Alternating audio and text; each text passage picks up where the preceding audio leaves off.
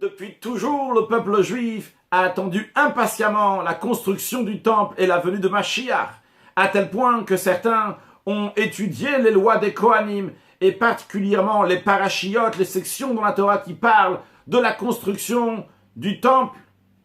À plus forte raison, dans notre génération, que Kalu Kol HaKitzin, tous les dates qui ont été données sont déjà passées. Et d'après tous les signes, notre génération, c'est la génération de Igveta, de Mishicha, des talents de Mashiach.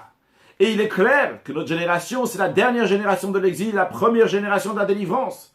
Alors lorsqu'on lit dans la Torah, Ve'asulim Migdash, vous allez me faire un sanctuaire, eh bien on vit, et ça nous fait attendre encore plus, la venue de Mashiach qui va reconstruire le temple.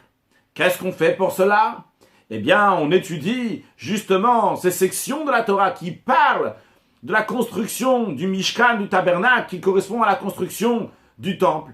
Et on passe de l'étude à l'action, qu'on prend des choses qui sont matérielles, et on les élève, qui vont devenir saintes aussi. De la même manière que les Juifs ont pris des éléments matériels et les ont rendus saints pour le Mishkan. Nous aussi, on prend des choses matérielles. Par exemple, on prend une pièce, on la met à la tzedaka, la charité. Et par cela, cette pièce-là, elle devient quelque chose qui est saint. De même, tous les sujets du monde, on s'en sert pour les élever et les ramener à Dieu. Par cela, on fait une dira betartonim, une demeure à Dieu ici-bas, qui va se compléter et se finir lors de la venue de Mashiach. Now!